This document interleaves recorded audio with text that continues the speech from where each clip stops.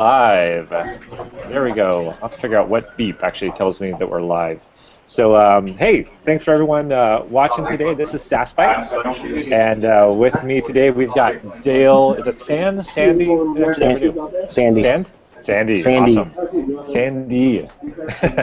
If you were at DrupalCon in Portland this year, he spoke at a great talk on actually extends, which is the topic we're going to do today. I'm Michael Godbolt. You can follow me down below, Michael Godbolt, Twitter. I know Dale is another UI guy on Twitter. Follow him as well. I'll teach him how to do this cool lower third thing. But today he's going to go over some extends awesomeness and get pretty deep into it, and hopefully we'll be able to get past the background noise. So Dale, if you want to go ahead and share your screen, and we'll dive into it. If you do have questions, I've got the back channel rocking over in a separate monitor. I'm smart about this time. And feel free to drop them into the event feed, and I can pass those along, and we'll go like that. So Dale, take it away. All right, cool. Thanks. Okay, let me get my screen sharing going here. And double click. All right. Right, like how we kind of opened the thing here last week. I didn't participate, but I watched it after. It was a great introduction to extends and how extending in Sass is really an awesome and very powerful tool that those guys gave to us to use. And ever since I've been playing with extends, I've been looking at how I can use them creatively to start building really cool code. And one of the things that I definitely lean on extends to do is to remove a lot of repetitiveness from my life. The less repeated stuff I have to write, then the happier I am. And the downside of writing repetitive code is that you end up with a ton of selectors in your CSS that you typically don't want to have in your CSS, right? And so then this is the beauty of extends, is being able to take these repetitive selectors and then apply them to more semantically named things that you actually want to use in your code. So let's I'm gonna start out with kind of a light example. And I am in my office, and so I apologize for any background noise that you guys are hearing. But something And I'll like yell this. at you if you try and type and talk at the same time. So Yes, okay. No typing and talking. So, so here's a basic like CSS example of like say you need to engineer a color palette for a particular website, right? And what's interesting to note about here is two patterns that you can pick up on right away. One is that there's a naming pattern, this Alpha, Bravo, Charlie, Delta kind of thing, and then there's a pattern within the hex values, and the pattern within that hex values is that each one is basically a 5-degree turn on the color wheel. In Sass you can use the adjust hue color function to basically bend on this thing. So when I'm looking at something like this, I'm like, okay, I do not want to hand code this stuff out. So the first thing I do is delete. Okay. So the thing I want to start talking through is engineering a mix-in to solve this problem. So in here is a mix-in that kind of takes advantage of a few things in Sass, and I'll kind of go through this line by line. So opening the mix-in created the mix-in color loop. It accepts a few arguments. One is color iterations, hue, and then names. Okay, so then names, I'm already passing in a default names, which is a really bad naming convention, but I'm bummed. we'll let it pass this time. So here's our names, right? So then looking at that previous example, we had using the military alphanumeric kind of convention here. So now the next thing I want to do is I want to grab the number of iterations that I want my color wheel to spin through. So then that's what I'm doing, the for loop, and creating the variable of I, and then 1 through number of iterations. And then what happens on line 5 is that every time this goes through an iteration, the value of I actually gets updated as it continues to spin through it. So now getting down to line 6, now we're actually creating a selector, which is pretty cool. So using the nth child principle within Sass, I can basically go through and I'm going to grab one of the names, And then I'm also, what I'm doing is I'm grabbing one of the names, and the comma delimit is going to say, give me nth child of whatever cycle that this is going through, right? Whatever that I value is. And then I'm going to add to that dash color, okay? Then continuing to use that I value is then actually how I take the I and multiply it by hue, which then again continues to spin through, and then I create a use color variable, which is adjust hue, and then take the original color, and then I apply the adjustment to it. Okay, and then that's what's kind of giving me a background color of the use color. And the reason I made the use color variables, then I could do things like, say just.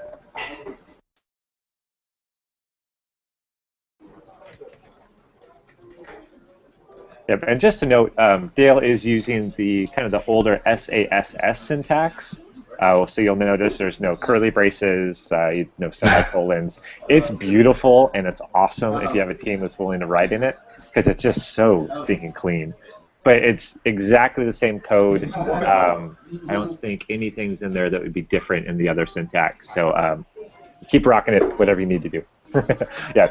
So for something somebody put in. Oh, and does that automatically switch for you? Yes, it does. Oh, Sassmeister is awesome. Yes, I should have also prefaced this a little bit, is that what you are witnessing is a pre-release version of Sassmeister, where Jed Foster has put a lot of time and effort into kind of cleaning up this UI to make it much more presentable and kind of take advantage of more desktop space. And so yeah, there's a cool feature within Sassmeister is being able to just quickly toggle between SCSS and Sass however you want to. And it's actually a great way for if you need to just convert small chunks of code, you can just paste it in here and then convert it and then paste it back into your application. So okay, so getting back into what's happening here. I make it a habit of any time I ever try to make something, I usually make it a variable in case I need to use it again, like I did with lines 9 and 10. Okay, so what does this mean? So then the next thing we need to do is invoke this mixin, right? So I'm just going to throw this mixin in here. Blammo. So now what this mixin basically did is that it went through all of the names. It started with the color red. It went through 9 iterations, and it went 5 degrees on the color wheel. And then over here, it's then created all of those iterations of the color, right? I didn't have to manually write any of this stuff. All I had to do was just tell it where to start and how much to turn, which is really awesome. Now, getting to the part of using extends is where this even gets cooler. So now, like I said, we have all these alphanumeric named things that is not necessarily what you want to do. This is very object-oriented CSS, and to a lot of people, this is not how you want to operate all the time. And I don't like to operate all the time because I want to deal with more semantically named selectors in my CSS, right? So what's cool is that you can write selectors like this, and I'm just going to replace the %. So now all of those selectors still exist as far as Sass is concerned, but none of them are printed out to the CSS, right? So they're all kind of sitting out there. I can come down here then and create a new selector.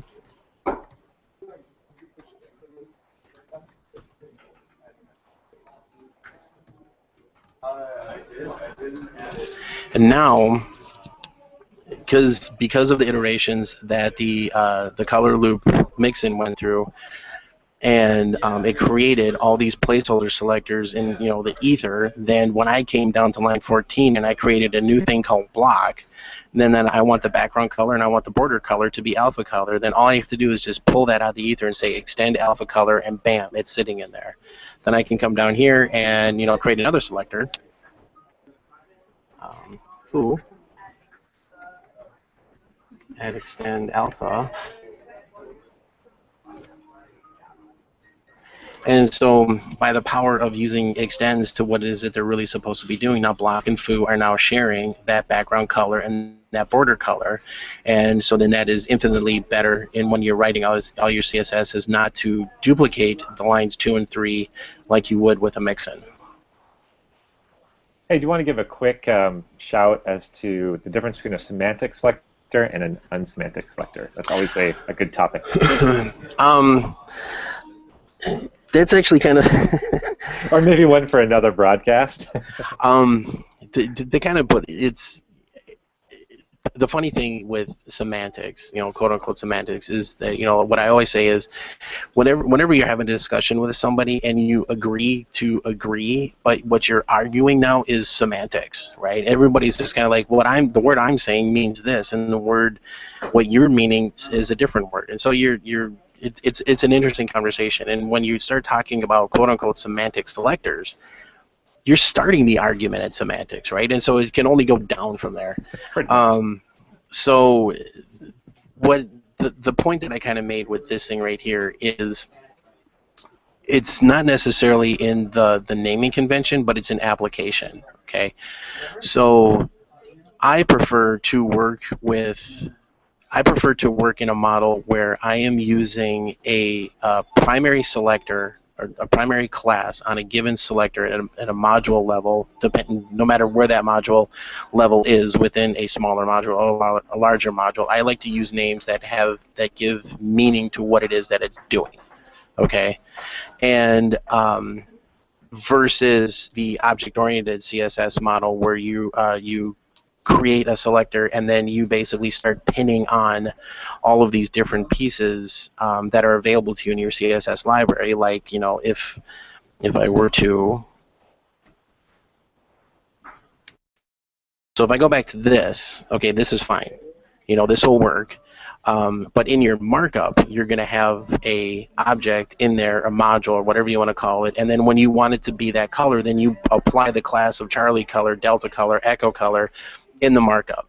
I prefer to extract that and not be in the markup, but actually be in the CSS itself. And so then by replacing and then bringing it down and then saying block, extend. Yeah, so the difference is the names are still the same. It's still a presentational class. Alpha color is very presentational, but you're not putting it in the DOM. Your DOM doesn't get littered with presentational classes. You're using those to extend, which is great because alpha color has meaning to it that's perfect to be using in Sass. Totally right. great. I mean, so that's what I was just going to say. I didn't want to get into the pretense of semantic versus presentational, because in the end, even a presentational class has a semantic meaning. So it's a very weird discussion to have. Yeah. And I wrestle with myself with it a lot too, and I try not to be overly dogmatic about it. It's at the end, I tell people, go with the method that works with your team. Exactly. If it works with your team and you like it, then do it. But this is a great example on how you can create all these, very abstract named objects inside of your CSS and then efficiently apply them to classes, selectors, whatever it is that you're using to physically create that particular object in your UI and extend them efficiently. Cool. Yeah, because what happens is the designer comes back after you've made these, hundreds of different colors and says, I will actually want to use a different red. And that's easy as pie here. Or orange. Blammo. Start the color wheel from orange, and then everything just completely changes from that perspective. Your entire site just changes the entire color. So that's sweet. Yep. Cool. Pretty cool. All right. Well, do you have another one you wanted to show us, or is that all of that? Yes. No. I can. I'm not seeing the feedback loop or anybody. No. I mean, does anybody have any questions, comments, or? Let's see. Chris Bloom was asking, any reason you're not just doing a count on the array of color names to get the number of iterations you want? Because I did not write that for this particular exercise. There is no what you're you if you want to do that and you want to make it count and have it go through that versus replacing the value of the value through each iteration. I mean this is merely an exercise that I put together. That's getting into for loops and while loops. Right. Yeah. And we're not talking about Chris, that. You'll be doing that next week. How about that? Yeah. And Vince is asking about the semantic issue, and it's HTML semantics. It's kind of what we're talking about. And when we're creating classes, are we creating unsemantic classes that we need to apply in the HTML? That we could make a whole 20 minutes out of that. So let's take a look at the more than that. So let's take a look at your second example. Okay, so then not to get beat up on my for loops again, I'm going to throw something else out there where You know, the big hotness is everybody likes to use icon fonts, right? And Love icon fonts. icon fonts are great. The best practice, of course, is to use them with PUA codes. You know, something like this, right? So you're gonna have a PUA code of E0, you know, WAC E000, and then in that library that means, you know, GitHub or Twitter or whatever icon you're using, right?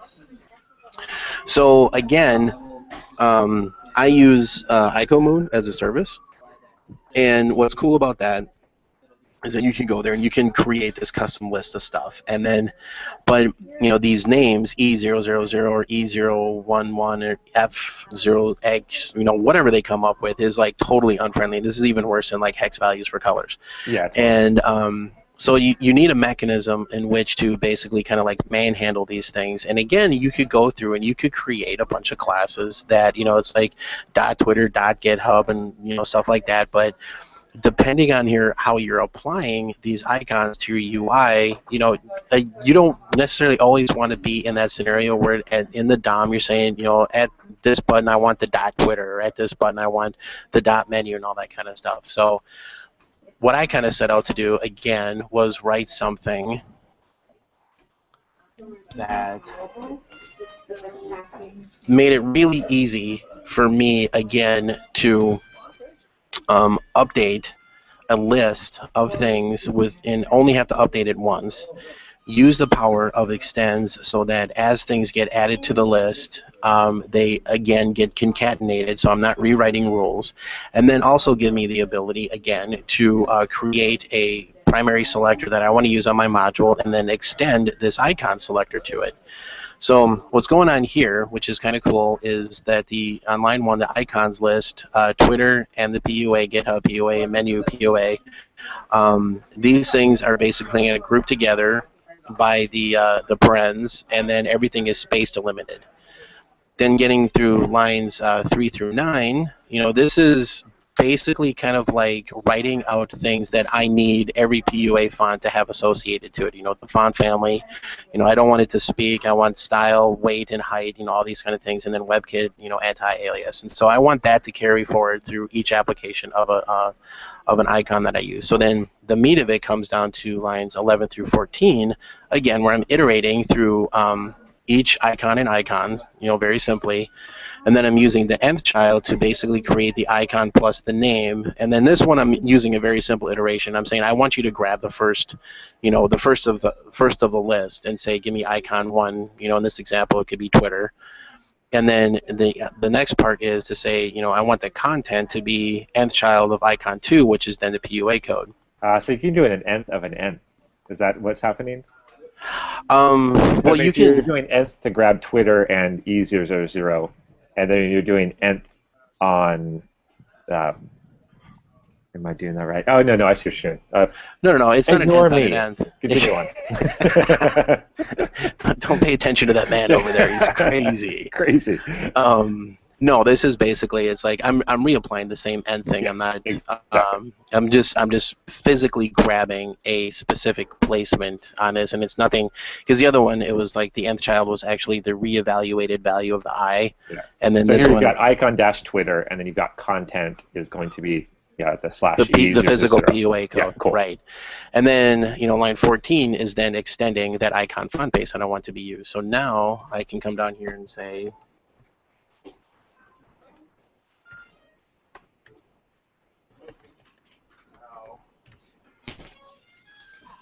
so again, now my output is that I don't have to have this .twitter everywhere, and I don't have to have, you know, everything duplicated, replicated, or whatever. It's a very simple application that my buttons will now inherit these rules that I want it to look like.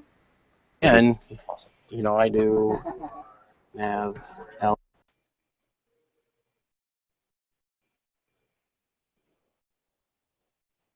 course, you can't hear you because you're talking or typing. Awesome. I wasn't talking. I just said oops. So now, again, you know, using the power of extends and bringing these things together. So then when I came down to my nav li, which is a horrible selector, don't ever let me see you doing that, is... but sometimes that's all you have. no, say no. I know. And so then now those things are, perfectly concatenated. Everything is reusing lines of code. It's wonderful. It's beautiful, and it makes me cry a little. Yeah, extends are just a wonderful, beautiful thing. It's, I think, a powerful thing in CSS we were never able to really like fully embrace without the power of Sass. No, I mean these are this long-handing this stuff out is painstakingly a pain in the ass. I Yeah. mean, I've known about extending CSS inside of CSS for years, but when you get to a certain point of your project, you lose control, and it's just like it's too freaking hard for you to say like, well, I need to write this new selector, which is part of this and part of this, and the extend principle inside of Sass is totally amazing that it turns into this reusable object that you can just invoke in the particular use case that you're doing, and then it worries about all the dirty work, which is amazing. Yeah. Awesome. Well, thanks, Dale. That's 22 minutes. So I think we're good. It's 22 minutes. Nailed it today. Awesome. Does anyone have any questions for Dale? I'm watching the event feed. If you want to pop anything in there, you certainly can. And I'll watch for a minute. But I certainly want to say thanks to Dale for coming out and showing that. That's some sweet stuff. I mean, you can do so much with extends, especially when you start getting into some of those iterative loops for building out these large libraries of extends, especially when you throw in that silent, so you don't have all this bloat, but you can still create all of this awesome infrastructure. It's like magic. It's like unicorns. Unicorns just spewing sparkling dust. It's an awesome thing. So cool. Thanks, Dale. And again, we'll be doing this again next week, next Thursday at 12 p.m. Pacific. I think we actually had some talk about, as Chris had to open his big mouth, talking about loops and maybe for loops or whiles or something like that. It'd be a great topic to get into. So keep an eye out for that, and we'll catch you later. Bye.